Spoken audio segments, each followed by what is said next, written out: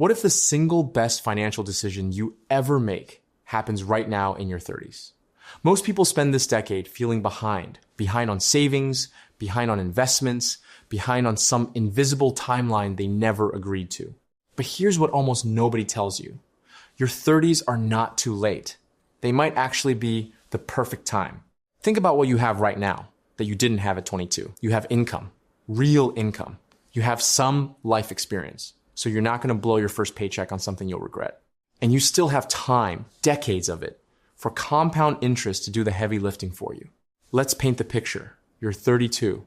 You start putting aside $500 a month into a diversified index fund, averaging a 7% annual return.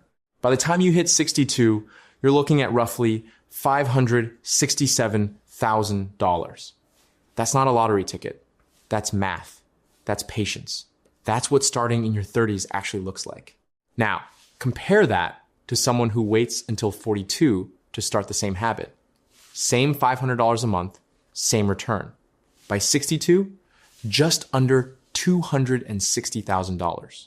That 1 decade of delay cuts the outcome almost in half. This is why the conversation matters. This is why you clicked on this video. But building wealth in your 30s isn't just about the numbers on a spreadsheet. It's about the life those numbers quietly build around you. It's the ability to say no to a job that's killing you. It's not panicking when the car breaks down or the roof leaks. It's your kids watching you handle money with confidence instead of anxiety. Wealth is just options. And the earlier you start stacking those options, the more freedom you buy for every version of your future self. Now, a lot of people in their 30s are also juggling debt, student loans, car payments, maybe a mortgage. And the question everyone asks is, do I pay off debt first or do I invest? The answer is almost never all or nothing. And we are going to break that down fully in this video. If you're finding this helpful already, go ahead and hit that like button. It genuinely helps this channel reach more people who need to hear this. And if you want more content like this every week, subscribe so you never miss it. Let's keep going. So you're in your 30s, you're ready to get serious, and you want to actually build wealth, not just talk about it. Good. Let's get into what that actually looks like in practice, because motivation without a plan is just daydreaming. The first thing to understand is that wealth building has a sequence. Doing things out of order is one of the most common and costly mistakes people make. Here's the order that works for most people in this decade of life. Step 1, build a starter emergency fund. 3 to 6 months of living expenses, sitting in a high yield savings account. This is not investing. This is armor. Without it, 1 bad month sends you straight to credit card debt, which unravels everything else you're trying to build. Step 2, if your employer offers a 401k match, capture every single dollar of it. This is a 50% to 100% instant return on your money, depending on your plan. There is no investment on earth that beats a 100% match. None. Prioritize this above almost everything else. Step 3, attack high interest debt. Anything above 7% or 8% interest. Credit cards, personal loans. Paying these off is the equivalent of earning that interest rate, guaranteed, risk-free. That's a great return. Step 4, max out a Roth IRA if you're eligible. In your 30s, you're likely in a lower tax bracket than you will be later in life, which means paying taxes now and watching that money grow tax-free for 30 years is an extraordinary deal. Step 5, go back and max out your 401k beyond the match. Then look at taxable brokerage accounts if you want to build wealth beyond retirement accounts. This sequence isn't glamorous. It doesn't go viral. But the people quietly following it in their 30s are the ones with choices in their 50s, while everyone else is still figuring it out. What you invest in matters too.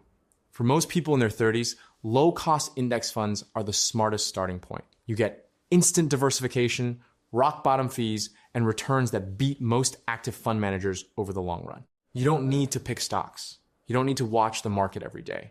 You need consistency. If this breakdown is making things clearer for you, smash that like button. It takes 1 second and it helps more than you know. Subscribe if you haven't yet, because we're just getting into the good stuff. Here's what nobody shows you in the personal finance world. What the life actually looks like on the other side of a decade of disciplined wealth building. Not the charts, not the portfolio screenshots, the real day-to-day texture of a life where money is no longer the background noise of every decision. Picture yourself at 45. You've been building since your early 30s. Your investment accounts are growing. Your home, if you own one, has meaningful equity. You've got a cushion. And something shifts, something that's hard to describe until you feel it. The low-grade financial anxiety that most people carry, like background static, just quiets down. You stop doing math in your head every time you go to dinner. You stop dreading unexpected bills as existential threats. You start making decisions from a place of stability instead of scarcity. That shift affects everything: your relationships, your health, your career choices. Studies consistently show that financial stress is one of the leading causes of relationship strain, sleep problems, and even physical health decline. Removing that stress doesn't just change your bank account, it changes your biology. And here's what gets really exciting. By your late 40s or early 50s, if you've been consistent, you may hit what's called the crossover point, the moment when your investment returns start to outpace what you're contributing. Your money is making more money than you are. At that point, wealth stops being something you're chasing and starts being something that's working for you around the clock, whether you're awake or asleep, working or on vacation. Your 30s also come with a mindset advantage that people overlook. You're old enough to take this seriously, but young enough that failure doesn't ruin you. You can take some calculated risks. You can start a side business, make a bold career move, try something that might not work because you have time to recover and enough runway to build something real. The people who will have the most financial freedom in their 50s and 60s aren't the ones who got lucky. They're the ones who started in their 30s and simply refused to stop. That's it. That's the whole secret. If this video gave you clarity, perspective, or even just a little push in the right direction, please hit the like button and subscribe. Share this with someone in their 30s who needs to hear it. The best time to start was yesterday. The second best time is right now.